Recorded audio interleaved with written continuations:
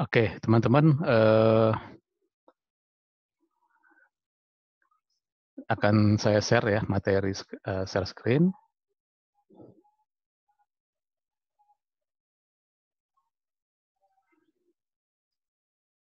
Udah muncul belum ya? Udah, Pak. Udah ya? Pak. Udah, Pak. Udah, Oke, Pak.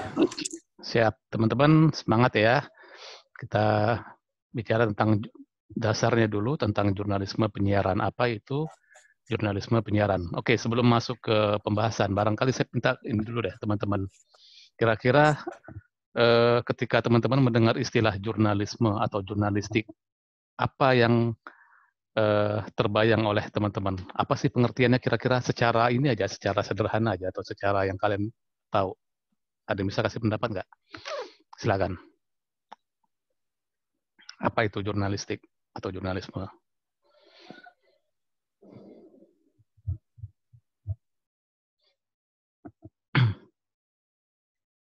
Silakan, siapa yang bisa?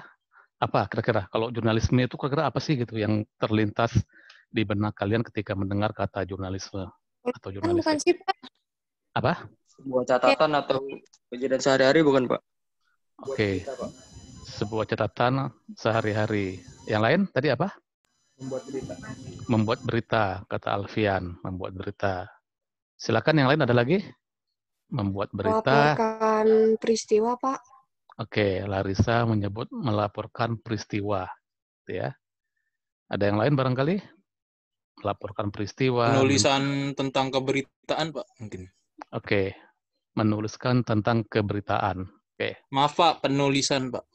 Penulisan tentang pemberitaan, tentang berita gitu ya. Oke, apa yang teman-teman sampaikan tadi, secara umum sudah benar ya. Artinya ketika kita bicara tentang jurnalisme, maka yang secara sederhana yang terlintas di benak kita adalah pertama tentang berita, ya, atau tentang menulis berita. Jurnalis berarti orang yang menulis beritanya, gitu ya. Catatan sehari-hari, gitu ya. Kalau nanti kita bicara tentang sejarahnya, kita juga bisa lihat bahwa tentang munculnya kata jurnalisme itu memang pertama kali adalah tentang jurnal, catatan hari-hari, sehari-hari gitu ya. Oke, jadi apa yang teman-teman sampaikan tadi sudah benar. Sekarang kita lihat, kalau kita lihat dari bahasanya, ya, berasal dari kata jurnal, ya, yaitu catatan harian atau catatan mengenai kejadian sehari-hari. Jadi catatan sehari-hari yang itu apa namanya, artinya jurnal ya, jurnal catatan sehari-hari. Dari bahasa Latin, jurnalis, yaitu orang yang melakukan pekerjaan jurnalistik. Itu kalau kita mengambil dari bahasa Latin. Nah, di Indonesia, istilah jurnalistik itu juga dulu dipakai istilah publisistik. Ya. Keduanya sama artinya, ya. Yaitu beberapa kampus juga pakai istilah ini. Dulu IPB, ya, Institut Pertanian Bogor itu bukan jurnalistik jurusan ininya, tapi jurusannya publisistik. Gitu ya. Jadi memang istilahnya publisistik dan jurnalistik, tapi sebenarnya sama ya. Kalau kita lihat dari bahasa Indonesia, dari Kamus Bahasa Indonesia ya atau KBBI, jurnalisme itu adalah pekerjaan mengumpulkan, menulis, mengedit, dan menerbitkan berita di surat kabar. Itu dari pengertian secara kamus ya. Jadi jurnalisme itu adalah pekerjaannya. Pekerjaan apa? Pekerjaan mengumpulkan, menulis, mengedit, dan menerbitkan berita di surat kabar. Kenapa surat kabar? Karena memang istilah jurnalisme itu waktu itu masih surat kabar ya, masih koran. Itu belum ada televisi, bahkan belum ada internet.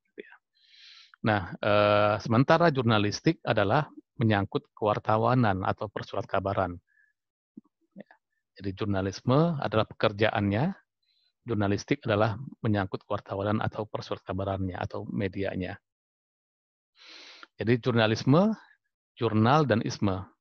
Ya, isme adalah paham atau ajaran, jadi jurnalistik berasal dari kata jurnal dan istik. Artinya hal ihwal atau yang berkaitan dengan pekerjaan jurnalistik.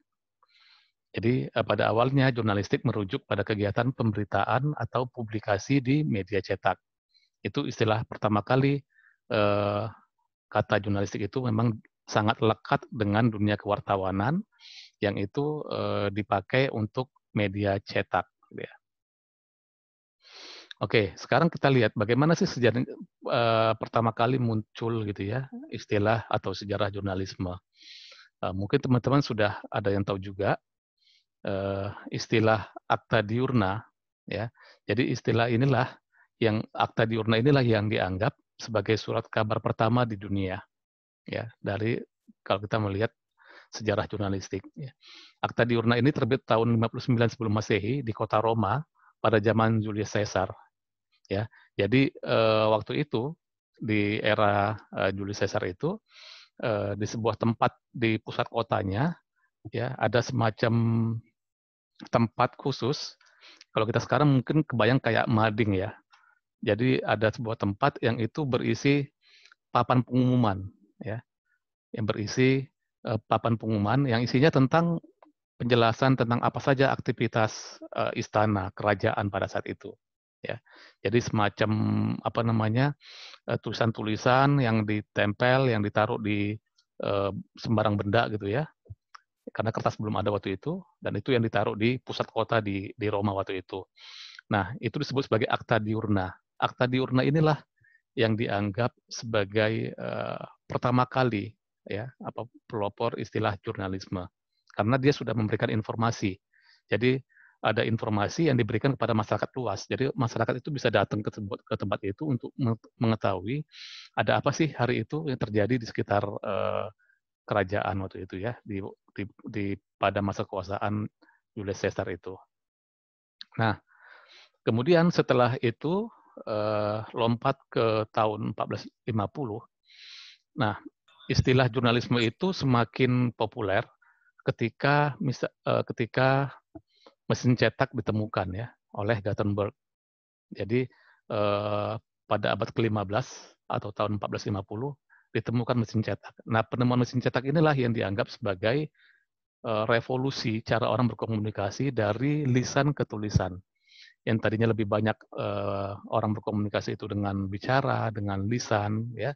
Tapi setelah temuan mesin cetak itu, maka sejak itulah mulai banyak percetakan ini ya, percetakan ya kertas gitu ya.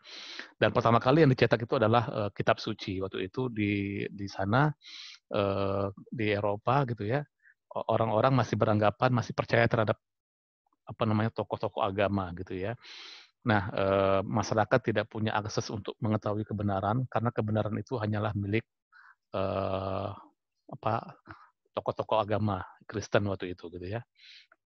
Nah, kemudian pertemuan inilah yang dianggap sebagai revolusi yang paling besar ya karena setelah itu muncullah istilah jurnalisme, berkembanglah istilah jurnalisme.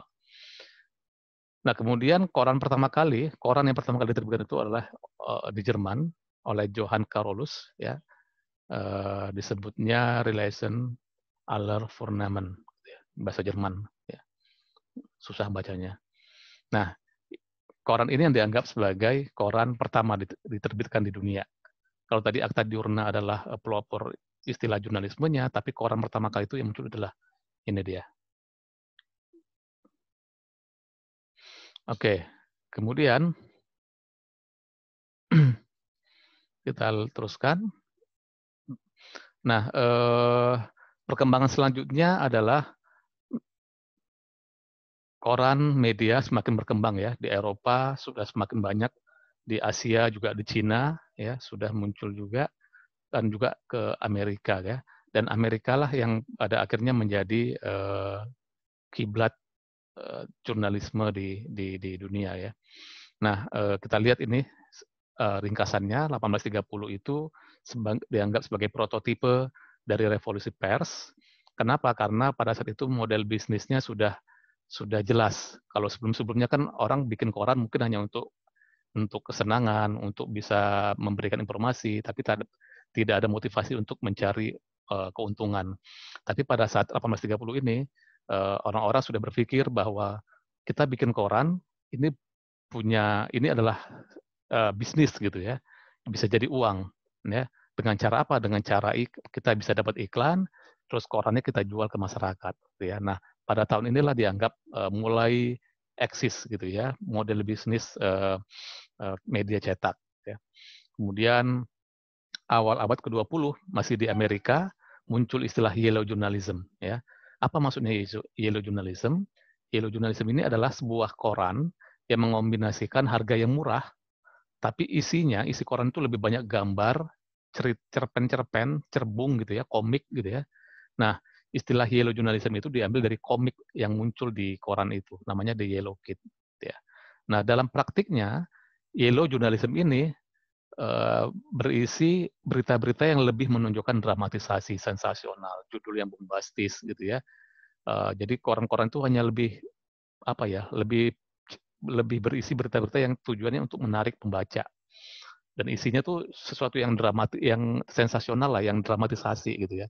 Mungkin kalau kita bayangkan sekarang misalnya, kalau teman-teman dulu pernah misalnya baca koran lampu merah ya, lampu hijau gitu ya, yang yang isinya beritanya judulnya gede-gede, panjang-panjang, tapi isinya sedikit gitu ya, lebih banyak isi seks gitu kan, macam-macam. Nah, yellow journalism itu seperti itu.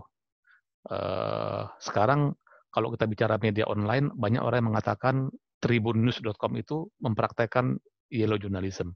Kenapa? Karena Tribun itu seringkali membuat berita-berita yang clickbait, yang sensasional gitu ya, yang hanya sekedar sensasional lah, mendramatisasi, tapi isinya ya biasa aja gitu ya. Nah, itu disebut sebagai yellow journalism. Dan kemudian setelah itu muncul pers yang bertanggung jawab, gitu ya. Pers yang menghargai hak asasi dan kebebasan pers. Sehingga di Amerika kita tahu banyak sekali laporan-laporan investigasi semacam Pentagon Papers, Watergate, yang bahkan gara-gara berita investigasi itu presidennya Nixon gitu ya sampai jatuh gara-gara di media berita itu berhasil menginvestigasi tentang dugaan korupsi ya, dugaan permainan kekuasaan lah untuk memenangkan pemilihan presiden di Amerika pada saat itu. Oke, itu jurnalisme. Kemudian penyiaran, ya. Penyiaran adalah bahasa Inggrisnya adalah broadcasting, broadcast, yaitu keseluruhan proses penyampaian siaran yang dimulai dari penyiapan materi produksi, penyiapan bahan siaran, kemudian pemancaran sampai kepada diterima oleh pemirsa atau pendengar. Jadi kalau kita bicara penyiaran, maka kita akan bicara tentang dunia radio dan televisi. Dalam Undang-Undang Penyiaran ya, nomor 32 tahun 2002, disebut lembaga penyiaran itu merupakan media komunikasi yang mempunyai peran penting dalam kehidupan sosial budaya. Ya. Menjalankan fungsinya sebagai media informasi, pendidikan, hiburan, serta kontrol dan program sosial. Jadi tadi kalau kita bicara sejarah tadi lebih banyak ke media cetak. Kemudian setelah media cetak muncul ada temuan radio ya oleh Marconi di Italia, kemudian muncul temuan televisi gitu ya. Nah, radio adalah media penyiaran pertama sekali ya. Baru setelah radio muncul televisi ya. Nah, kenapa disebut sebagai penyiaran? Karena dia menggunakan pemancar ya dari studio siaran sehingga sampai ke masyarakat menggunakan pemancar, menggunakan frekuensi ya. Radio itu menggunakan frekuensi, begitu juga televisi menggunakan frekuensi. Frekuensi itu adalah udara yang ada di kita di alam, dan itu menjadi penghantar dari studio pemancar sampai ke rumah-rumah yang ditangkap melalui antena misalnya kalau kita pakai televisi yang menggunakan antena. Ya. Nah, jadi penyiaran itu adalah lembaga siar, ya, media siaran. Ya, ini adalah radio dan televisi. Nah, ini dia radio, ya, yang dianggap sebagai teknologi broadcast pertama ditemukan oleh Marconi, seorang Italia. Ya, kita singkatin aja. Ya. Kemudian juga ini penemuan televisi pada tahun 26 Januari 1926. Ini kalau teman-teman lihat gambar di sebelah kanan ini adalah gambar pertama kali televisi. Ya, pertama kali penemuan televisi itu gambarnya seperti ini. Jadi masih gambar yang belum bagus gitu ya, masih masih berbayang-bayang gitu, nggak jelas gitu. Tapi ini adalah pertama sekali John Logie Baird, orang Skotlandia, yang berhasil menemukan televisi. Ketika dia menemukan ini, banyak orang beranggapan dia adalah orang gila. Nggak mungkin bisa merekam orang dan muncul di layar televisi. Dan setelah dia berhasil ini, akhirnya orang tahu bahwa oh ya ternyata bisa gitu ya. Nah, stasiun televisi yang menggunakan teknologi ini pertama kali adalah BBC di London ya. BBC ini pertama kali adalah televisi, media televisi yang menggunakan menyiarkan program televisi pertama di dunia. Dia dianggap sebagai televisi publik. Kenapa televisi publik? Karena dia biayanya diambil dari masyarakat urunan, ya. Terus dia uangnya dikasih gitu ya, kayak semacam pajak, dan uang itulah yang digunakan untuk menggunakan atau menjalankan operasional stasiun BBC. Jadi bukan dari iklan gitu ya. Itu kenapa disebut sebagai televisi publik. Sama kayak semacam TVRI lah. TVRI itu adalah televisi publik. Harusnya dia memang untuk kepentingan publik, tidak menerima iklan gitu ya, ngambil uangnya dari masyarakat. Tapi yang terjadi sekarang itu berbeda. TVRI itu mendapat uang dari pemerintah, dan dia juga dapat iklan gitu ya. Jadi konsep tentang televisi publik untuk TVRI malah kelihatannya udah nggak pas gitu ya. Oke, kemudian perkembangan teknologi terus ya, sampai NHK berhasil menemukan teknologi HD di TV gitu ya. Sampai sekarang kita bisa lihat kabel dan satelit televisi gitu ya. Dan perkembangannya terus begitu cepat terjadi sampai saat ini. Nah, jadi jurnalisme penyiaran apa? Jurnalisme penyiaran adalah karya jurnalistik yang disebarkan melalui media penyiaran, yaitu radio dan televisi. Ya, jadi mata kuliah ini adalah mata kuliah jurnalisme penyiaran. Maka artinya adalah bahwa kita akan membahas tentang bagaimana teknik menulis, mencari berita, gitu ya, untuk kemudian berita itu disiarkan atau disebarkan melalui media penyiaran. Apa itu media penyiaran? Yaitu radio ataupun televisi. Gitu. Nah,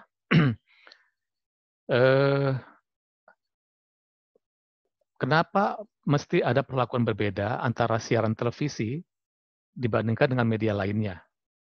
Ya. Tadi kita sudah bahas bagaimana tentang sejarah media cetak pertama ya, muncul dan itu dipakai, dikonsumsi oleh masyarakat, kemudian muncul radio dan pertemuan televisi. Nah, kenapa televisi harus diperlakukan berbeda dibanding media cetak? Ini ada 4 alasan, teman-teman. Alasan yang pertama adalah bahwa media televisi atau media siaran itu menggunakan frekuensi. Frekuensi itu milik publik.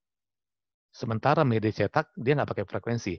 Tadi saya bilang, frekuensi itu adalah wahana, frekuensi itu adalah sarana yang menghantarkan siaran itu sampai ke rumah. Apa itu? Dalam hal ini adalah udara. Udara yang kita hirup sehari-hari itu menjadi penghantar. Nah, media siaran, televisi dan radio itu menggunakan frekuensi. Ya. Sementara kalau cetak, enggak. Kalau cetak itu kita bikin koran, dicetak, kemudian kita jual ke masyarakat melalui distributor, melalui toko, agen, loper koran, sampai ke masyarakat. Gitu ya. Jadi ada tenaganya. Kalau ini, televisi atau radio, enggak. Dia siaran di studio, kemudian dipancar luaskan, kemudian udara itu akan menghantarkan itu sampai ke rumah kita. Jadi itu kenapa sebut media siaran itu adalah milik publik, gitu ya. Nah, kemudian yang kedua, alasan yang kedua kenapa media siaran itu harus diperlakukan berbeda dengan media-media lain, termasuk media online juga, gitu ya. Karena media siaran itu frekuensinya terbatas. Tadi yang saya bilang, frekuensi yang ada di sekitar kita di udara ini terbatas. Misalnya sekarang gini, di Indonesia itu ada berapa media nasional televisi sekarang? Ada yang tahu nggak? Ada berapa televisi nasional di Indonesia sekarang? TV nasionalnya. Ada yang tahu berapa jumlahnya? Yang swasta, Pak. Yang swasta. Yang swasta. Iya. Lebih dari ada berapa 15. ya? Kira-kira Lebih dari 15, Pak. 15, coba kita hitung ya. RCTI, SCTV, Global TV, MNC, Metro TV, Indosiar, Trans TV, Trans 7, TV One, udah 9. TVRI masuk ya, TVRI, RTV, Kompas TV, Net TV. Ya 13 sampai 15 lah ya, gitu ya. Oke. Nah, apakah masih bisa bikin TV lagi, TV nasional? Nggak bisa. Kenapa? Karena frekuensinya udah habis. Jadi frekuensi di udara terbatas. Nah, jadi 13 cuma media televisi itu yang ada. Kecuali nanti kita kalau kita bicara tentang media televisi digital ya, beda lagi.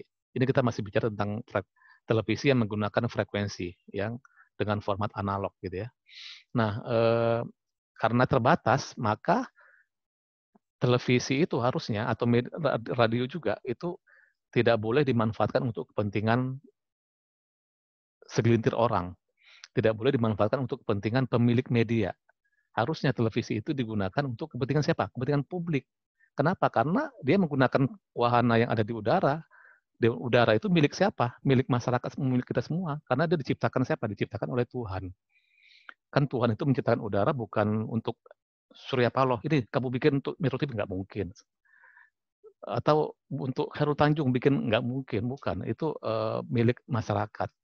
Jadi harusnya media siaran, televisi ataupun radio itu digunakan, dimanfaatkan untuk kepentingan publik. Apa itu kepentingan publik? Yaitu untuk memberikan informasi, menghibur. Yang tujuan adalah untuk memberikan edukasi, ya, memberi informasi dan menghibur dan juga sebagai kontrol sosial. Kalau kita bicara tentang fungsi media, gitu ya. Oke, kemudian yang ketiga, alasan ketiga adalah khalayak lembaga penyiaran itu luas, heterogen. Jadi siaran TV itu masuk ke semua rumah, masuk ke tempat mana aja, sepanjang dia masih nangkap sinyalnya gitu ya. Jadi tanpa diundang, tanpa kita minta, kalau kita punya TV, itu masuk ke TV ke rumah kita. Nah, artinya apa? Siapapun bisa mengakses, heterogen. Orang siapapun bisa anonim gitu ya. Sementara kalau media cetak, enggak.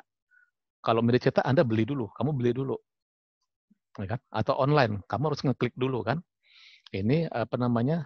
Atau kalau online itu ada langganan, kamu harus bayar dulu. Tapi kalau TV enggak. Ya. Dan yang alasannya keempat adalah efek siarannya. Efek siaran televisi itu dianggap lebih kuat. Kenapa? Karena dia audiovisual. Audiovisual itu membuat orang gampang menangkap apa isinya. Teman-teman sering pasti mendengar cerita bahwa misalnya ada kasus pembunuhan gara-gara si pelakunya terinspirasi dari film A misalnya. Ada kemudian pelaku ada tawuran gara-gara anak-anak SMA itu nonton TV yang berisi kekerasan misalnya gitu ya. Nah, kenapa seperti itu? Karena efek dari televisi itu sangat kuat karena dia audiovisual. Nah, itu yang menyebabkan kenapa media siar dalam hal ini adalah televisi itu harusnya diperlakukan dengan khusus. Itulah nanti kalau kita bicara tentang kode etik, ada aturan-aturan yang sangat ketat untuk mengatur bagaimana proses kerja di media televisi. Oke, implikasinya, akibatnya apa? Harus ada izin lembaga penyiaran, penataan regulasi ya oleh Komisi Penyiaran Indonesia, ya. Ini juga berlaku di semua negara, nggak cuma di Indonesia, di Amerika, di Eropa, semuanya diatur dengan sangat ketat. Karena apa? Karena tadi itu frekuensinya terbatas, frekuensi itu milik publik, gitu ya. Kemudian juga efeknya sangat besar buat masyarakat. Oke, sampai sini barangkali teman-teman ada yang pengen ngasih tanggapan atau pertanyaan, silakan ya.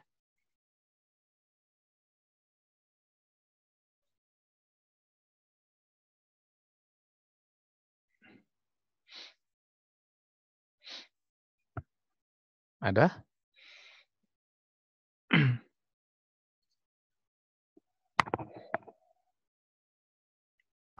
Saya Pak, boleh nggak Pak? Ya, silakan. Tapi apa zaman dulu itu, pada zaman awalnya diciptakan televisi itu, televisi hanya digunakan untuk media untuk menyampaikan berita, atau memang sudah menampilkan media yang selain berita gitu, Pak? Oke, ya pertanyaannya ini ya. Kalau tadi apa namanya, awalnya memang orang membuat televisi itu hanya untuk ini ya, apa namanya, untuk bisa menjadi sarana alternatif. Karena sebelumnya kan ada radio, ya. Ketika pertama kali muncul media cetak, setelah ada penemuan mesin cetak tadi itu, kemudian ada temuan radio yang dia bisa menghantarkan suara dengan jarak yang jauh gitu ya. Kemudian dari situ muncul temuan baru lagi, yaitu bagaimana supaya tidak cuma audio tapi juga visual. Muncullah audio visual dan itu ditemukannya televisi. Ya. Nah, memang saya nggak tahu ya seperti apa detailnya bagaimana waktu itu. Tapi kalau kita lihat tadi bahwa media televisi yang pertama kali muncul yang memanfaatkan televisi itu adalah BBC. Ya, BBC itu adalah televisi publik yang ada di Inggris, gitu ya. Nah, BBC itu sampai sekarang dianggap sebagai apa ya, sebagai apa namanya, role model, sebagai contoh bagaimana media berita. Jadi BBC kan memang media televisi ya, media berita ya. Nah, dia menjadi role model. Termasuk juga radio juga, BBC juga punya radio BBC gitu ya, TV juga. Nah, sampai sekarang konsep-konsep jurnalistik, konsep-konsep penulisan berita, konsep-konsep peliputan berita itu banyak sekali mengambil dari konsep BBC. Ya. Termasuk di Indonesia, hampir semua televisi di Indonesia itu konsep awalnya itu mengadopsi dari BBC. Kenapa? Karena BBC adalah televisi pertama dan dia televisi berita. Ya. Termasuk tempat saya CNN juga awal sekali pertama kali muncul CNN di Amerika itu pemilik CNN itu mengambil orang-orang yang ada di BBC, dibajak gitu ya, bajak dari BBC kemudian kerja di CNN. Kenapa? Karena orang-orang BBC itu sudah punya konsep yang jelas, konsep yang mapan tentang bagaimana membuat berita televisi. Ya. Nah, jadi yang saya bayangkan adalah BBC itu apa namanya media televisi pada awal sekali memang dimanfaatkan untuk memberikan informasi ya peristiwa-peristiwa apa yang terjadi di sekitar kita gitu ya, dan itulah yang dilakukan oleh BBC.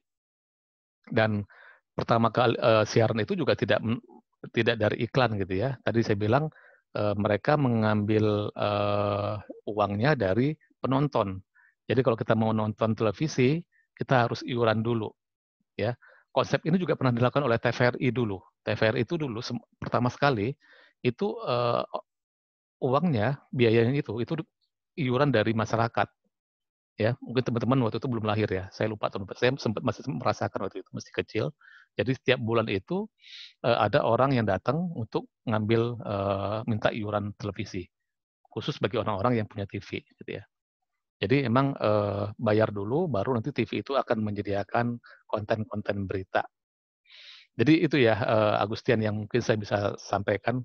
Kalau secara idenya saya tidak begitu paham apakah memang itu awal sekali itu memang hanya untuk berita atau untuk hiburan. Tapi yang kalau kita berkaca pada BBC, maka bisa saya jelaskan bahwa BBC itu adalah televisi berita.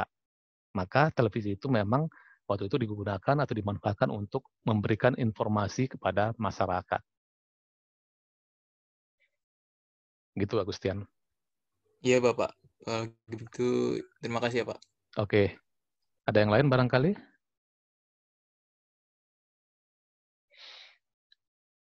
Oke, coba ini kita lanjutkan. Ada dua perspektif tentang lembaga penyiaran. Yang pertama adalah model pasar, yang kedua adalah model ruang publik. Ya, ini kita lihat ini sangat kontekstual dengan kondisi sekarang. Dan di Indonesia juga seperti ini. Pertama model pasar, yaitu lembaga penyiaran adalah lembaga bisnis. Karena itu pengaturannya harus tunduk pada aturan bisnis. pemerintah tidak perlu memaksakan aturan yang membatasi kompetisi. Jadi kalau kita lihat televisi swasta di Indonesia sekarang, ya MNC, Transmedia, Metro TV dan seterusnya itu adalah televisi swasta, ya lembaga komersial. Nah di Indonesia itu menganut sistem pasar ini. Jadi lembaga penyiaran itu dianggap sebagai institusi bisnis. Makanya mereka dapat bisa menerima iklan, karena dari iklan itulah sumber pendapatan mereka untuk bisa membiayai operasional sebuah televisi. Karena teman-teman harus paham, televisi itu adalah sebuah bisnis media yang sangat mahal. Bayangkan televisi itu kalau kita lihat yang paling mahal itu adalah peralatannya, teknologinya. Beli kamera, bikin studio, gitu ya, bikin control room, gitu ya, kantor dan seterusnya. Itu kan luar biasa mahal. Ya, teknologinya itu paling mahal. Baru kemudian tenaga kerjanya juga banyak. Ya, jadi butuh banyak tenaga kerja. Saya ingat dulu misalnya Pak Khairul Tanjung ketika pertama kali bikin Trans TV tahun 2000 itu, dia modal awalnya itu 300 miliar. Ya, 300 miliar tahun 2000 ya. Tahun 2000 itu mungkin 300 miliar itu udah gede banget, gitu kan. Nah, itu modal awalnya dia. Tapi 300 miliar itu untuk operasional sehari-hari itu ternyata nggak cukup. Saya nggak tahu seperti apa ininya, tapi yang jelas setiap bulan itu pemilik Trans TV itu masih subsidi terus setiap bulan untuk paling tidak untuk menggaji karyawannya. Ya, jadi butuh modal yang sangat besar. Ya, Trans TV itu setahu saya 3 tahun baru bisa dapat untung. Jadi selama 3 tahun itu masih subsidi terus, bakar uang terus tuh Khairul Tanjung gitu ya, tiap bulan. Baru kemudian tahun ketiga, tahun keempat, pelan-pelan iklannya sudah banyak gitu kan, sudah mulai bisa nutup untuk biaya operasional, untuk gaji karyawan gitu ya. Baru kemudian setelah tahun 2005, 2006, ketika saya masuk itu sudah untung gitu ya. Artinya udah nggak nombok lagi lah, nggak perlu subsidi lagi. Itu udah untung, si Khairul Tanjung sudah dapat uang dari situ. Gitu ya. Jadi nggak tahu berapa ratus miliar yang dihabiskan untuk bisnis televisi ini. Apalagi sekarang yang pasti lebih mahal karena kan mata uangnya nilainya sudah lebih ini gitu ya. Nah, model pasar adalah lembaga penyiaran yang itu dianggap sebagai lembaga bisnis. Kemudian yang kedua adalah model ruang publik. Ini adalah penyiaran sebagai sumber daya publik. Penataannya harus duduk pada kepentingan publik. Nah, ini kalau kita berkaca di kita di Indonesia, konsep yang tepat dengan ini adalah TVRI. TVRI itu adalah lembaga penyiaran publik, LPP gitu ya disebutnya ya, lembaga penyiaran publik. Dia nggak cari duit, nggak cari untung, bukan lembaga bisnis, tapi dia adalah lembaga yang harusnya isi medianya untuk kepentingan masyarakat. Kira-kira gitu. Oke, saya lanjutkan lagi. Ini media massa, ya, media itu adalah saluran atau channel atau sarana. Kemudian massa adalah orang banyak, gitu ya. Jadi media massa itu adalah media yang diarahkan untuk pada orang banyak, gitu ya. Ini pengertiannya secara bahasa. Oke, ini sebelum ada internet, kita mengenal istilah the big five of mass media. Jadi ada 5 jenis media, yaitu surat kabar, kemudian majalah. Surat kabar itu adalah koran ya, dan majalah, radio, televisi, dan film. Nah, tapi sekarang setelah munculnya internet, maka berubah istilahnya menjadi the big six of mass media. Ya, tambahannya apa? Tambahannya adalah cyber media atau media online. Ya, cyber media atau media online yang itu media memanfaatkan wahana internet untuk bisa mendistribusikan konten-kontennya. Oke, kemudian kita bicara tentang sistem pers. Ya, sistem pers. Nah, pers itu apa ya? Pers itu tadi ada istilah jurnalistik, jurnalisme, gitu ya. Ada istilah penyiaran. Nah, ada juga istilah pers. Pers itu adalah lembaganya. medianya, lembaga medianya, perusahaannya. Jadi istilah pers itu lebih mengacu ke situ. Ya. Nah, sistem pers itu ada 4. Ya. Kalau kita mengacu dari buku Seibert, Peterson, dan Wilbur Scrum itu, dalam bukunya Four Theories of the Press, ada 4 sistem pers di dunia, yaitu libertarian, kemudian authoritarian, social responsibility, dan Soviet communism. Oke, kita lihat satu-satu. Apa itu libertarian? Libertarian atau liberal itu adalah sistem sebuah negara yang menganut kebebasan dalam kehidupan medianya. Jadi medianya, ini semacam misal contohnya adalah Amerika, Eropa juga begitu. Jadi sebuah negara yang dia memberi kebebasan kepada media, baik itu media cetak, media penyiaran, media online, untuk bisa mengatur dirinya sendiri. Jadi nggak ada pembatasan gitu ya, nggak ada aturan-aturan yang sangat mengekang kebebasan. Jadi libertarian itu mengusung kebebasan berbicara, kebebasan berekspresi, gitu ya. Negara-negara Eropa, negara-negara Barat itu menganut ini, ya. Jadi kehidupan medianya itu sangat bebas, ya. Kebebasan akses informasi, berekspresi, dan kebebasan pers juga adalah terjadi di sebuah negara-negara yang menganut sistem pers liberal atau libertarian. Nah, apa implikasi dari libertarian tadi itu? Yang pertama adalah tidak ada pembatasan. Jadi media bebas, tidak ada sensor. Ya, kalau dulu di Indonesia Orde Baru gitu ya, kalau teman-teman baca sejarahnya, di Orde Baru dulu waktu Soeharto jadi presiden itu banyak sekali media-media yang ditutup, yang disensor, nggak boleh beritain ini, nggak boleh beritain itu. Ya, dulu majalah Tempo pernah ditutup oleh Soeharto. Ya, jadi artinya apa? Itu hal-hal seperti itu nggak boleh di sebuah negara yang menganut sistem liberal atau libertarian. Jadi tidak ada sensor, tidak ada penutupan media, tidak ada kontrol pemerintah atau otoritas lain. Jadi kebebasan berekspresi dihargai sepenuhnya. Media sepenuhnya dikuasai oleh masyarakat dan swasta. Gitu ya. Pemerintah nggak boleh intervensi, nggak boleh turut campur. Ya, kalaupun misalnya pemerintah mau turut campur ya sangat terbatas lah, kira-kira gitu ya. Meskipun kita nggak, ya realitasnya pasti nggak mungkin lah sebuah media itu bebas-bebasnya, pasti selalu ada intervensi dari pihak-pihak luar gitu ya. Tapi setidaknya negara yang libertarian ini itu percaya terhadap kebebasan, menghargai kebebasan, termasuk dalam hal ini adalah kebebasan media. Kemudian apalagi sistem yang lain, yaitu authoritarian, otoriter. Ini kebalikan dari liberal tadi. Kalau liberal tadi itu sangat menghargai kebebasan, gitu ya. Sebaliknya, kalau otoritarian itu justru nggak percaya dengan kebebasan. Mereka beranggapan kalau kebebasan atau pasar bebas itu akan menghasilkan kekacauan, akan menghasilkan apa namanya kekacauan lah ya, nggak teratur, kira-kira gitu. Jadi dalam otoritarian itu pemerintahlah yang harus mengatur, termasuk dalam kehidupan pers atau jurnalistik atau media. Jadi semuanya diatur oleh pemerintah. Pemerintah boleh mencabut izin, dia boleh mengeluarkan izin, tapi juga dia bisa mencabut izin. Dia bisa melakukan sensor, dia boleh melakukan menutup media. Kalau misalnya ada berita-berita yang dia nggak suka, itu pemerintah bisa nelpon, tolong jangan beritain gitu ya. Nah ini terjadi pada negara-negara otoriter. Kira-kira negara apa ya? Ada yang tahu nggak kira-kira negara apa yang menganut sistem pers seperti ini? Rusia, Pak. Rusia. Oke, yang lain ada? Korea Utara, Pak. Nah, Korea Utara. Ya, Kim Jong Un ya, presidennya ya.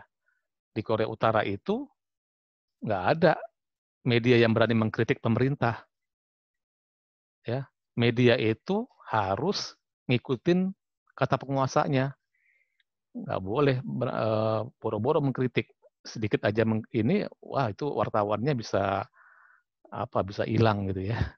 Medianya bisa ditutup gitu ya. Jadi media itu harus harus menyuarakan suara pemerintah, nggak boleh.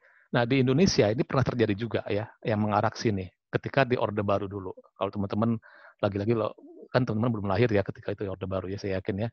Nah pada saat itu media itu nggak bisa sebebas kayak sekarang. Dulu itu tadi yang saya bilang, dulu pernah Soeharto itu mencabut izin majalah Tempo, majalah Editor, sama tabloid Detik. Saya ingat banget waktu itu. Saya masih SD kalau nggak salah saya. Udah tua ya, ketahuan. Oke. Apa namanya, saya lupa tahun 80 atau 80-an lah. Karena berita Tempo waktu itu memberitakan tentang kasus korupsi di sebuah lembaga. Jadi waktu itu ada pengadaan kapal ya di Kementerian Departemen apa namanya BPPT. Jadi beli kapal dari Jerman gitu ya. Kemudian kapalnya datang, terus majalah Tempo itu kan kita tahu ya, majalah Tempo itu sampai sekarang kan masih masih suka melakukan investigasi gitu ya, kasus korupsi. Nah, dia memberitakan tentang pembelian kapal itu yang dianggap ada unsur korupsinya lah gitu. Wah, nggak lama langsung marah Soeharto, langsung berita majalah Tempo ditutup gitu ya. Nah, itu contoh bagaimana media yang hidup di negara yang otoriter, maka tidak ada kebebasan di situ.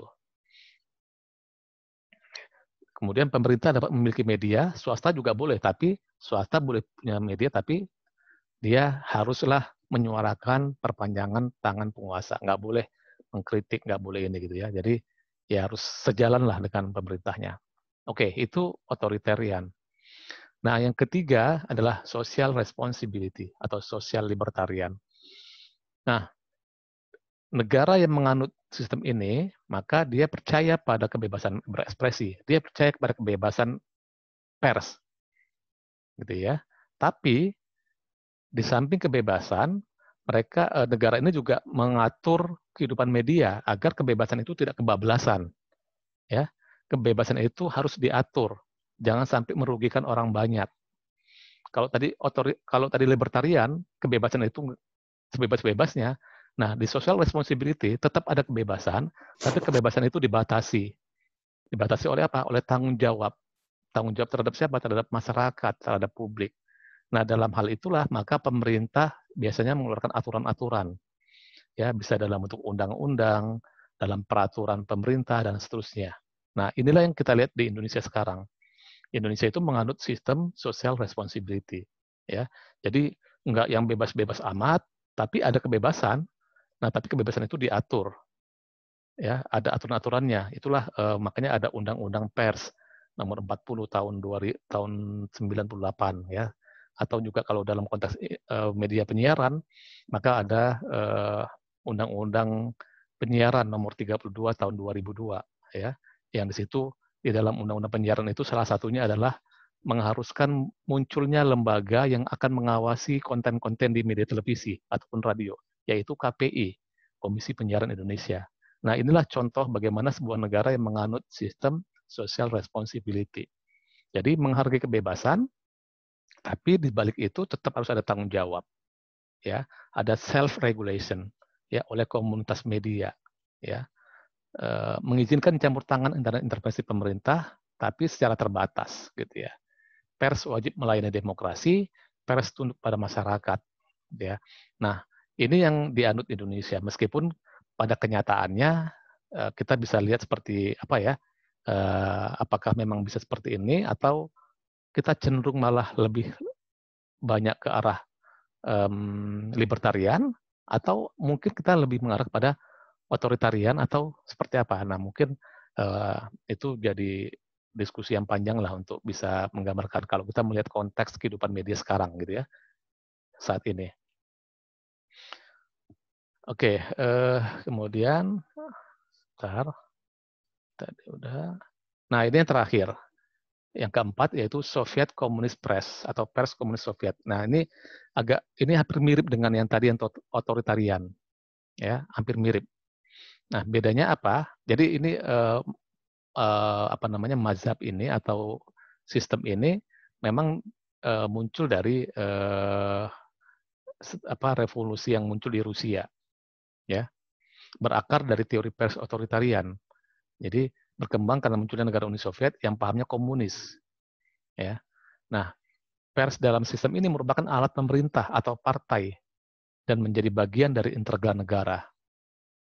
Jadi pers harus melayani kepentingan dominan masyarakat, ya ini kaum proletar, ya. Pers jadi sarana propaganda, jadi sarana ini alat untuk kepentingan pemerintah, penguasa, gitu ya. Jadi media itu dimanfaatkan untuk mendoktrin masyarakat bahwa kita harus begini, negara kita harus begini misalnya gitu ya. Nah, itu dia.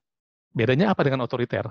Kan tadi saya bilang agak mirip-mirip dengan otoriter. Bedanya adalah dalam Soviet komunis ini dihilangkan motif profit. Jadi nggak ada keuntungan. Jadi semuanya memang dikuasai oleh negara dan itu difasilitasi oleh negara. Kalau tadi yang otoritarian tetap punya swasta atau pribadi punya kesempatan untuk bikin media, ya untuk cari untung. Tapi isinya nggak boleh bertentangan dengan pemerintah.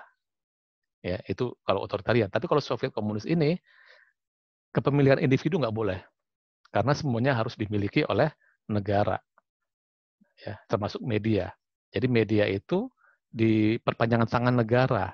Jadi isinya itu adalah propaganda. Propaganda itu adalah semacam teknik mempengaruhi orang lain untuk bisa percaya terhadap pemerintah gitu ya. Kira-kira kalau kita bilang pelaku propagandanya adalah pemerintah. Nah, itu ya teman-teman 4 sistem pers yang berlaku di dunia dan itu yang terjadi sekarang. Meskipun dalam praktiknya tidak ada negara yang benar-benar full 100% menganut sistem ini gitu ya. Misalnya gini, tadi saya bilang libertarian, bebas. Tadi saya contohkan Amerika menganut sistem ini. Tapi kenyataannya ternyata Amerika itu juga nggak bebas-bebas amat kenyataannya sekarang gitu ya. Terutama kemarin ketika presidennya adalah Donald Trump, ya. Donald Trump itu dikenal sebagai seorang presiden yang sangat keras juga terhadap media. Kalau teman-teman perhatikan dia suka mengkritik media kan dan dia suka ini gitu kan. Nah, artinya kebebasan yang benar-benar sebebas-bebasnya itu juga nggak ada juga. Artinya sistem libertarian itu juga nggak ada yang menganut 100% dari sebuah negara. Jadi bisa saja dimodifikasi libertarian, tapi tetap ada unsur-unsur otoritariannya sedikit gitu ya. Itu tadi saya contohkan bagaimana Cina misalnya. Cina itu kan negara yang komunis. Harusnya dia menganut sistem yang yang Soviet komunis tadi itu gitu kan. Tapi pada kenyataannya mereka juga punya media-media yang dimiliki oleh swasta. Yang itu juga media-media yang profit oriented, cari keuntungan, cari uang gitu ya. Artinya masih ada kebebasan juga gitu ya. Jadi emang nggak ada negara-negara yang menganut 100% mazhab libertarian atau otoritarian dan seterusnya. Ya itu tapi konsep-konsep tadi itu hanya sebagai konsep pemahaman buat kita bahwa ini loh ada sistem-sistem yang dianut oleh sebuah negara, meskipun pada kenyataannya dalam praktiknya seringkali itu tidak 100% diterapkan di sebuah negara. Gitu, mudah-mudahan ini ya teman-teman ya, intinya adalah tadi di awal saya ingin meresumenya lagi, teman-teman apa itu jurnalistik ya, jurnalistik itu adalah tata cara bagaimana menulis, meliput sebuah peristiwa menjadi sebuah berita yang disiarkan oleh media. Ya, kalau kita bicara tentang jurnalistik penyiaran, maka berita tadi itu disiarkan di media siar. Apa itu media siar? Yaitu radio dan televisi. Ya, jadi ketika kita bicara media penyiaran, makanya adalah kita bicara tentang bagaimana menyampaikan informasi, membuat berita yang didistribusikan atau disiarkan melalui radio dan televisi. Ya. Itu barangkali ininya resumenya. Silakan kalau sampai sini mungkin teman-teman ada yang ingin bertanya. Silakan.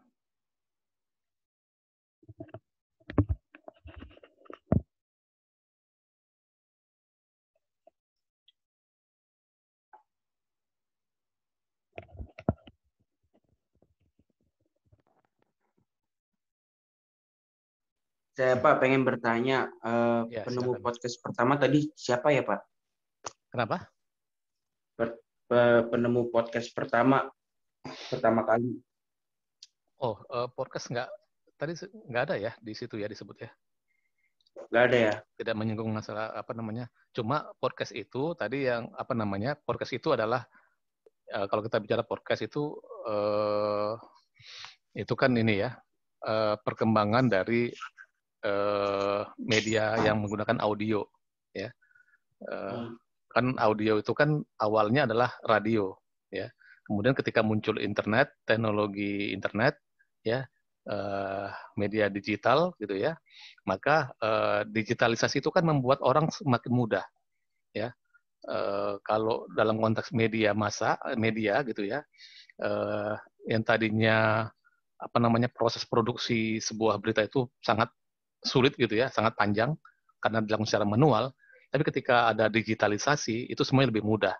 Nah, podcast itu adalah contoh bagaimana media audio yang menggunakan teknologi digital.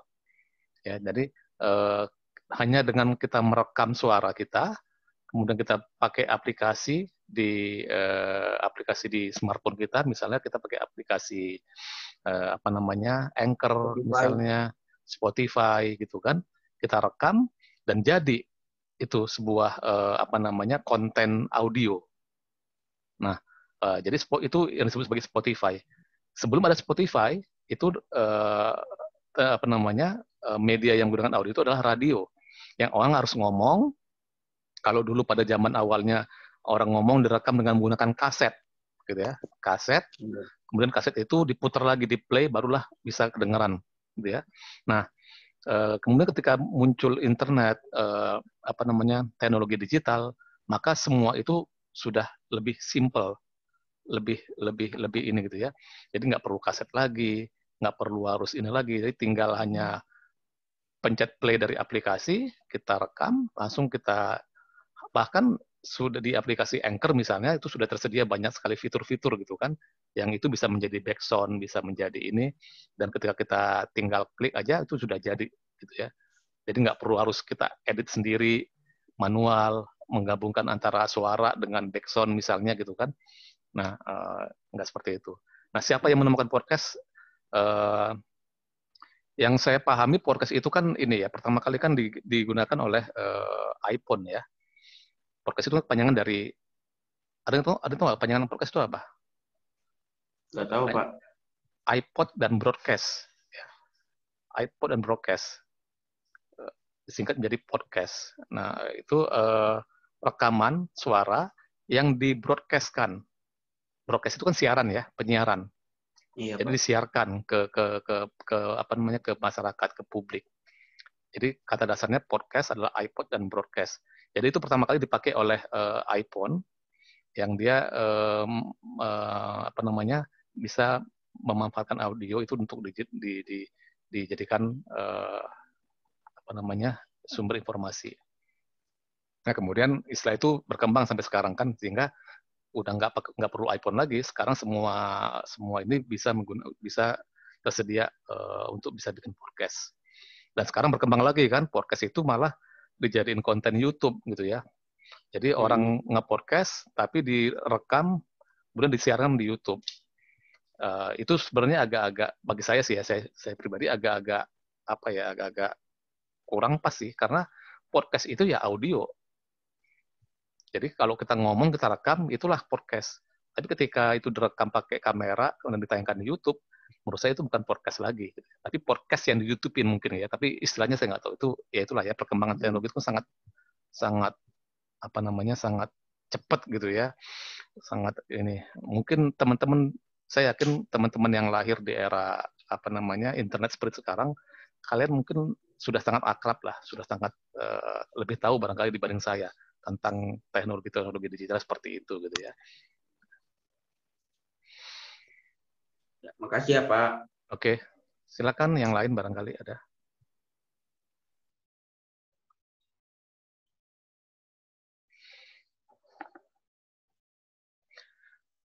Silakan kalau misalnya ada pertanyaan yang di luar konteks materi sekarang juga boleh ya, silakan, sepanjang masih terkait dengan dunia media gitu ya, atau jurnalistik, dipersilakan teman-teman.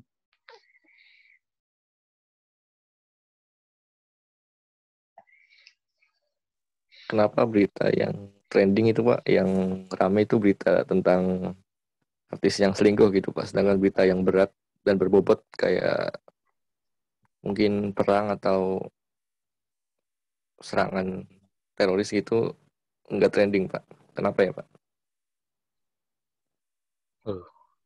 Kenapa ya, Raffi? Kalau menurut Raffi apa kira-kira? Kenapa berita yang trending? Kalau menurut saya gini, Pak, itu eh, baik lagi ke penikmatnya, Pak. mhm. Sebenarnya kalau yang berita tentang perang itu, Pak, jarang kurang menarik gitu.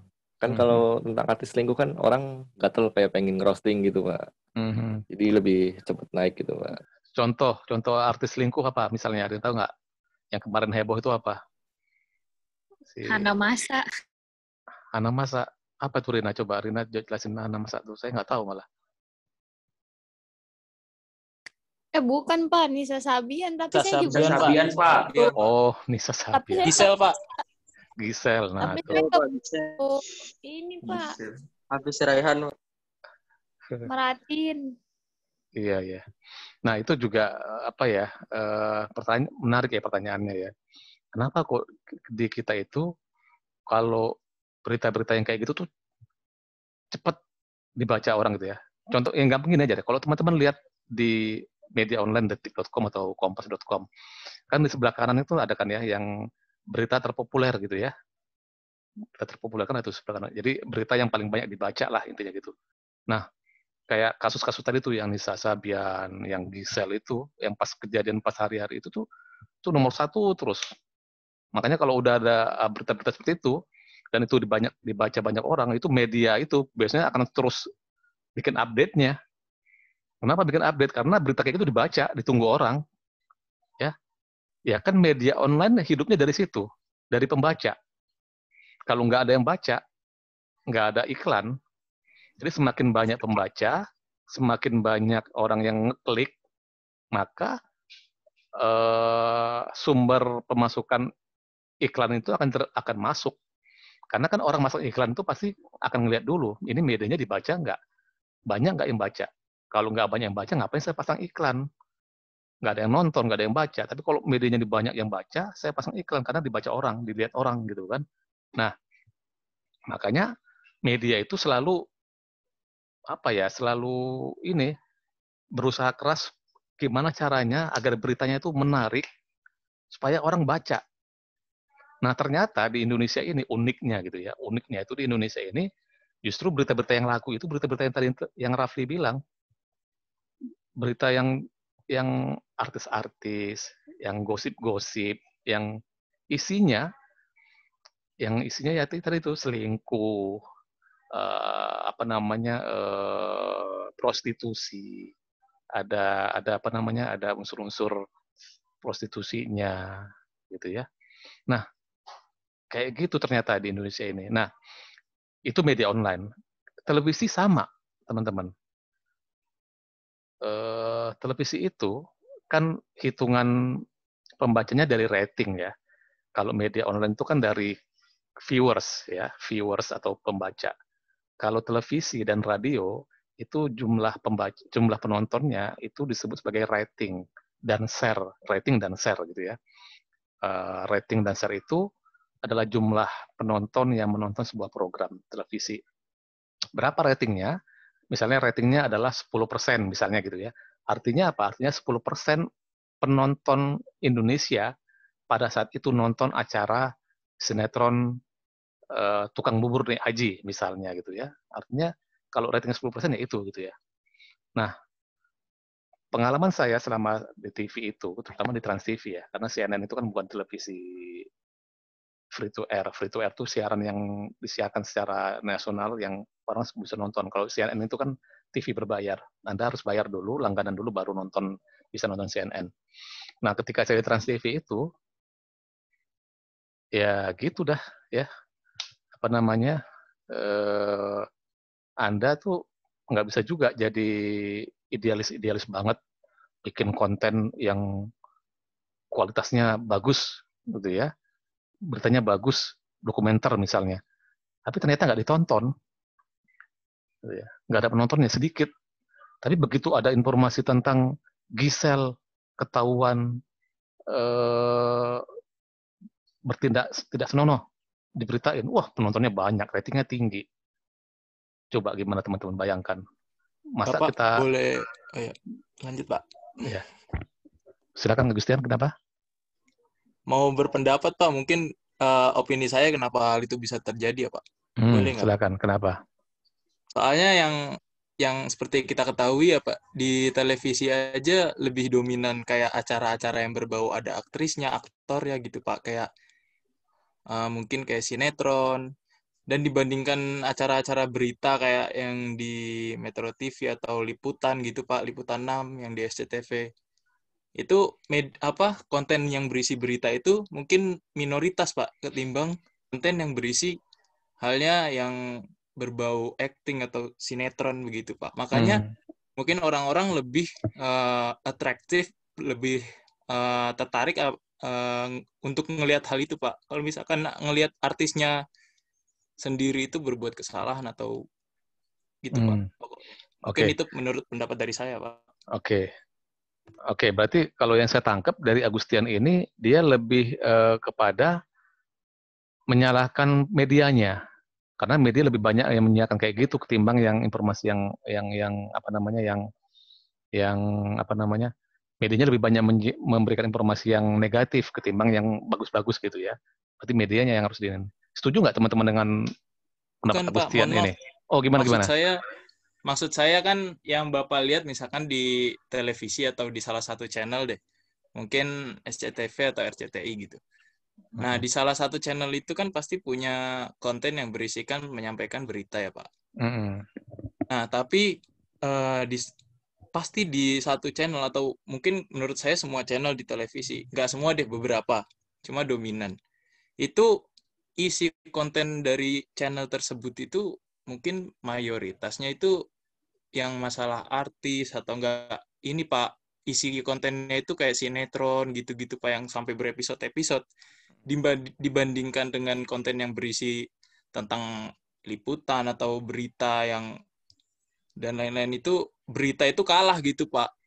Makanya jadi kalau ada berita tentang apapun itu pasti kalah dengan berita yang tentang artis atau segala macam. Iya. Nah, pertanyaannya kan belum terjawab. Kenapa seperti itu? Kenapa media kayak gitu ya? Kenapa media kok lebih banyak menyiarkan konten-konten yang kayak gitu ketimbang misalnya konten-konten yang bermutu, misalnya kayak di Kick Andy, Mata Najwa gitu kan, program talk show yang mungkin ada sisi informasinya gitu ya, ada sisi edukasinya dan seterusnya. Tapi kenapa media lebih banyak nyiarin berita menyajikan konten-konten yang justru lebih banyak joget-joget misalnya ya, atau sinetron-sinetron yang isinya tentang azab-azab gitu kan misalnya, atau ya gitu-gitulah. Apa kira-kira penyebabnya menurut teman-teman? Mungkin menurut saya Pak mayoritas orang di Indonesia mungkin mencari hiburan Pak daripada informasi atau edukasi Pak. Oke. Karena itu lebih menarik menurut orang-orang di Indonesia Pak. Makanya yang lebih tonton itu acara-acara yang joget-joget, nyanyi atau sinetron. Oke, berarti penontonnya ya media itu menyesuaikan selera penonton. Ada pendapat yang lain nggak teman-teman? Kenapa bisa seperti itu? Silakan. Kira-kira apa penyebabnya? Saya Pak, menurut saya itu kembali lagi kayak ke ladang bisnis lagi Pak. Kan semakin banyak peminatnya, otomatis kan pemasukan juga semakin banyak. Jadi kalau yang ditayangin nama medianya begitu, ya udah, kalau emang itu salah satu cara terbaik buat menghasilkan bisnis yang lebih banyak, mungkin dia ngelakuin kayak gitu. Oke, thank you Haldi. Nah itu Pak ada keterkaitannya juga Pak. Makanya kan yang apa yang disenengin dengan rakyatnya itu pasti akan lebih ditayangkan lebih banyak di medianya Pak. Makanya mungkin itu lebih dijadikan bisnis, mungkin kasarnya lebih beruang gitu Pak. Lebih beruang ya. Oke, thank you Haldi. Agustian, ada yang lain barangkali? Kenapa bisa seperti itu? Tadi Haldi bilang, ya ini kepentingan bisnis. Ya, kan karena tadi saya bilang tadi, contohkan pemilik media itu ngeluarin ratusan miliar, gitu kan, bikin TV. Masa iya dia ngeluarin uang sebanyak itu untuk dibuang gitu doang gitu ya, nggak pingin balik. Ya, pasti kan pengen balik uangnya dan bahkan pengen cari untung kan, nggak cuma pengen balik modal tapi dapat untung dari situ gitu ya. Nah gimana cara dapat untung? ternyata ketahuan nih, oh kita bikin acara-acara gini nih yang penontonnya tinggi, yang ratingnya tinggi. Kalau bikin acara yang kayak gini ratingnya rendah, nggak ada iklan. Ternyata kita bikin acara gini ratingnya tinggi, iklannya banyak, uangnya dapat gitu kan. Nah, balik ke tadi yang Haldi bilang mungkin ya karena medianya bisnis, ya akhirnya ya media itu harus memberikan apa yang diinginkan oleh si penonton gitu ya. Kalau tadi yang saya tangkap dari Haldi dan Agustian, atau barangkali teman-teman ada yang lain, silakan. Dan juga itu Pak, nyari berita kayak gitu tuh lebih gampang Pak. Lebih gampang. Lebih mudah ya. Oke. Ada yang lain barangkali? Silakan. Yang teman-teman mungkin masih jadi penonton setia televisi tiap malam gitu kan. Saya yakin teman-teman, ya nggak tahu ya, teman-teman apakah masih banyak nonton TV atau lebih banyak berhubungan dengan internet atau dengan smartphone-nya. Tapi lebih ke YouTube sih Pak. Ke YouTube ya. Oke lah, tapi saya coba merangkum aja ya teman-teman, meskipun mungkin jawabannya tidak akan pernah memuaskan sampai dari dulu sampai sekarang gitu ya. Tapi emang ya tadi itu sudah dijelaskan bahwa memang sekali lagi bahwa kan media itu kan tadi ada dua, saya bilang tadi ya, ada media yang perspektifnya adalah pasar, yang itu adalah bisnis, ada media yang perspektifnya adalah publik. Tadi sudah dibahas tadi ya, ada pasar, ada publik. Ya. Nah di Indonesia sistem media kita tuh menganut sistem pasar. Artinya media itu memang dibuat untuk kepentingan bisnis, mencari keuntungan. Nah, ketika media mencari keuntungan atau sebagai lembaga bisnis, maka media itu harus mencari cara agar dia mendapatkan keuntungan. Nah, bagaimana cara mendapatkan keuntungan? Maka harus dipikirkan dia bikin program-program atau konten yang memang akan ditonton oleh orang banyak. Karena dengan program yang ditonton oleh orang banyak, maka itu akan menjadi salah satu jaminan iklan akan masuk. Ingat bahwa sumber pemasukan terbanyak media televisi itu adalah dari iklan. Ya, 80-90% pendapatan dari iklan. Nah, logikanya, saya masang iklan di sebuah TV, karena apa? Karena orang akan nonton. Kalau nggak nonton, ngapain saya mahal-mahal bayar iklan? Iklan di TV itu mahal ya, teman-teman ya. Sekali tayang itu bisa puluhan juta, ratusan juta. Apalagi kalau misalnya tayangnya di prime time. Prime time itu adalah jam 6 sore sampai jam 9 malam. Ya, kenapa disebut sebagai prime time? Karena jam yang di situ banyak orang nonton. Nah, iklan di prime time itu lebih mahal ketimbang tayang di jam-jam yang berbeda yang lain gitu ya. Nah, sekali tayang itu bisa ratusan juta, gitu ya. Mahal. Ya ngapain orang pasang iklan kalau misalnya nggak akan berdampak terhadap bisnisnya. Ya. Jadi sekali lagi, sebuah negara yang menganut sistem pers, ya sebuah negara yang menganut sistem pasar atau maka lembaga medianya adalah orientasinya adalah bisnis. Ya. Nanti di materi-materi berikutnya kita akan bisa bahas lagi lebih detail. Nah, pada saat itulah maka media harus bisa memberikan konten yang penontonnya akan sangat banyak. Dan ternyata di Indonesia selama ini faktanya banyak masyarakat Indonesia lebih banyak menggunakan televisi atau menjadikan televisi itu sebagai sarana hiburan, bukan sebagai sarana informasi. Tadi sempat disinggung oleh siapa tadi, Agustian atau si Rafli tadi ya. Nah, beda dengan Amerika misalnya. Di Amerika itu penontonnya lebih edukatif, lebih terdidik. Mereka lebih menonton TV itu untuk informasi, bukan untuk hiburan semata. Nah, di Indonesia beda. Mungkin karena Indonesia negara berkembang, masyarakatnya masih banyak masyarakat yang menengah ke bawah gitu ya. Jadi udah capek kerja seharian misalnya, malam-malam nonton TV, masa iya mau nonton berita lagi gitu, pasti pengen nonton hiburan dong gitu kan. Pengen dengar musik, joget-joget, nonton sinetron gitu ya kan. Nah, itu yang terjadi di Indonesia karena mayoritas kita masih menengah ke bawah. Nah, dalam konteks itulah maka media kita lebih banyak menyesuaikan dengan konten-konten yang disukai oleh orang-orang yang tadi itu. Ya oke lah teman-teman mahasiswa mungkin kelasnya menengah ke atas gitu ya. Makanya teman-teman nggak suka nonton sinetron. Tapi faktanya di Indonesia masyarakat kita tuh lebih banyak yang menengah ke bawah. Dan angka rating dan share itu muncul dari situ semua, dari jumlah penonton. Gitu. Ya, kira-kira begitu jawaban rangkumannya. Saya kan teman-teman sudah bisa ini ya. Oke, silakan. Ada pertanyaan lagi atau tanggapan yang lain barangkali?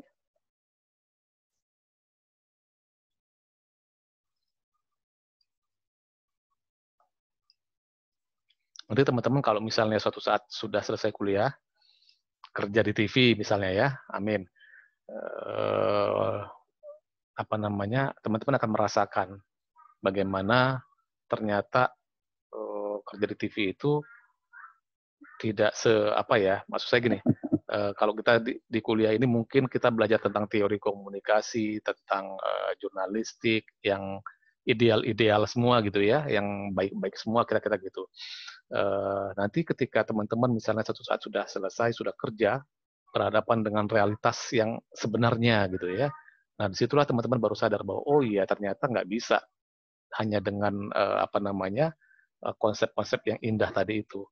Ternyata kita harus juga bisa menyesuaikan. Termasuk tadi misalnya nih, kalau kita mau bikin konten yang berkualitas, tapi ternyata nggak ditonton, sama juga pasti akan programnya akan di-cut sama pemilik media, sama bos kita. Karena nggak ada iklannya. Tapi kalau kita bikin konten yang ternyata nggak berkualitas, maksudnya tanda kutip ya, hanya sekedar entertain, tapi ditonton orang banyak, ya sudah. Itulah yang kita kemas ulang, kita pikirkan dengan kreativitas dan seterusnya, sehingga bisa menghasilkan uang yang banyak. Ya, ketika uangnya banyak buat perusahaan, maka efeknya ke kita juga kan, karyawan juga. Kira-kira gitu. Oke, ada lagi silakan. Pak, saya mau tanya tentang kalau meliput di lapangan nih, Pak. Ya. Kalau dari pihak televisi media gitu, kalau meliput di lapangan, biasanya harus minta izin dulu ke suatu pihak atau gimana gitu, Pak? Tergantung ya. Saya pernah nemenin teman saya bikin laporan gitu tentang COVID. Udah agak lama sih Pak, itu saya harus cekcok dulu sama ormas Pak. Sama apa ormas? Ormas. Ya, tahu itu Pak. Iya ormas. Kenapa harus minta izin? Kenapa harus mereka keberatan? Kenapa? Nggak tahu itu saya. Liputannya apa liputannya? Saya tuh ngeliput tentang situasi di saat pandemi COVID. Ya, saya nggak tahu ya. Kenapa harus keberatan si medianya? Si orang itu. Tapi intinya tergantung sih, kadang-kadang ada beberapa lembaga, kalau misalnya mereka kalau kita liputan ke sebuah lembaga-lembaga tertentu, kadang ada beberapa lembaga yang agak saklek, mereka minta surat izin gitu ya, minta ini. Tapi itu lembaga-lembaga tertentu sih tapi kebanyakan kalau misalnya secara umum sih enggak ya. Kalau kita liputannya ke ruang publik, misalnya ruang terbuka gitu ya, bukan ruang privat. Ruang privat itu misalnya ke rumah orang, itu kan pribadi ya, itu nggak boleh, karena kita harus minta izin dulu. Tapi kalau kita liputannya ke ruang publik itu adalah ruang di mana orang bisa masuk ke siapa aja gitu ya, ke kantor, ke lapangan, ke mana-mana aja, nggak perlu minta izin. Ya, karena itu ruang publik. Dan wartawan kerja itu sudah dilindungi oleh undang-undang pers bahwa dia berhak untuk bisa mendapatkan informasi. Ya. Kecuali memang ke lembaga-lembaga, misalnya kita mau wawancara ke kantor swasta, kita mau wawancara dengan pejabatnya atau direkturnya. Nah, tentu dia kan perusahaan swasta ya, maka dia akan punya aturan sendiri. Ya mungkin dia akan kasih aturan bahwa harus minta izin dan seterusnya. Tapi ya tadi itu sekali lagi tergantung mau liputannya tentang apa dan ini gitu ya. Kalau kebanyakan sih enggak, dan justru banyak kita yang diundang karena mereka butuh media untuk bisa memperkenalkan institusi mereka, memperkenalkan siapa mereka gitu kan. Mereka sangat terbantu oleh media Karena kalau diberitakan mereka menjadi terkenal. Kalau diberitakan mereka menjadi lebih ini. Biasanya yang keberatan itu adalah kalau kita liputan-liputan yang sangat sensitif, misalnya dia bermasalah, dia pelaku korupsi, dia pelaku selingkuh misalnya kan kalau kita ngomong artis gitu kan, ya itu iyalah gitu. Tapi kalau secara umum sih enggak.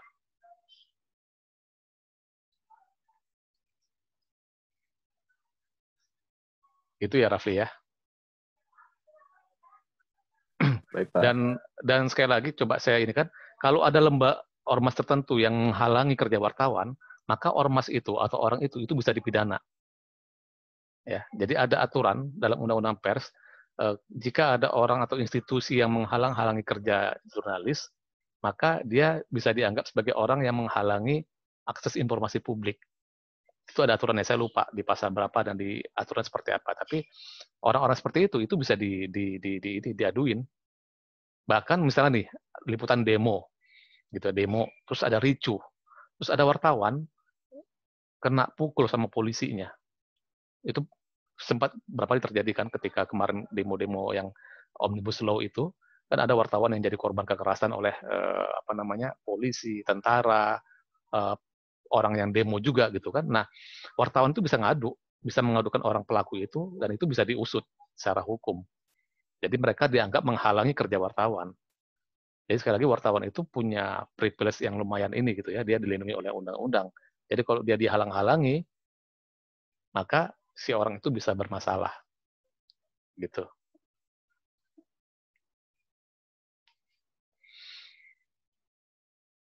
Oke, ada lagi yang lain? Silakan.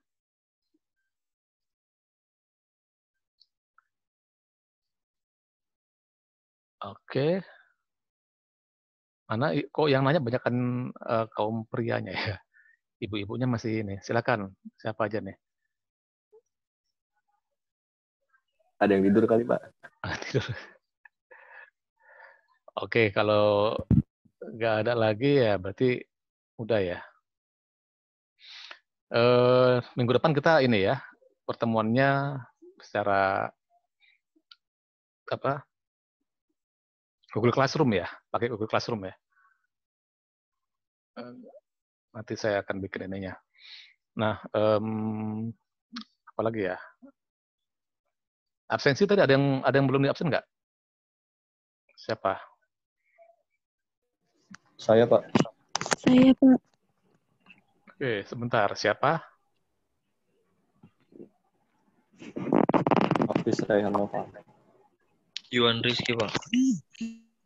Sebentar. Paula Suraya, Pak. Sebentar ya. Satu-satu siapa dulu? Hafiz Raihan Nova, Pak. Siapa? Hafiz Raihan Nova. Hafiz Raihan Nova.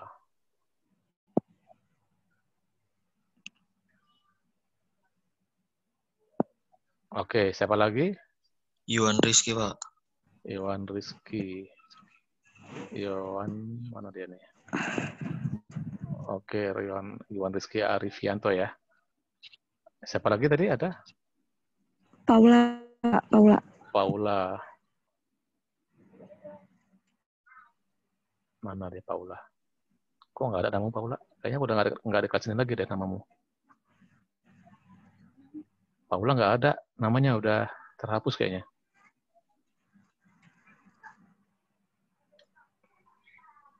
Paula nggak ada namanya di sini. Kamu salah masuk kali nggak? Enggak, Pak. Benar kok kelas ini. Tapi kayaknya udah dihapus namamu. Mungkin diganti kali sama pihak ini. Bentar. Enggak. Saya bercanda, ada kok. Oke. Ada yang lain? Udah ya. Berarti yang nggak masuk hari ini, Ega,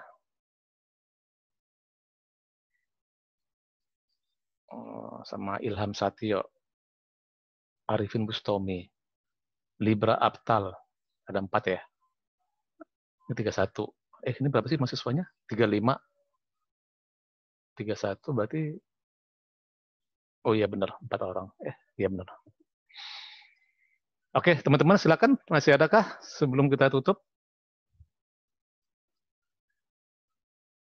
Oke, recordnya saya matiin dulu. Mana stop.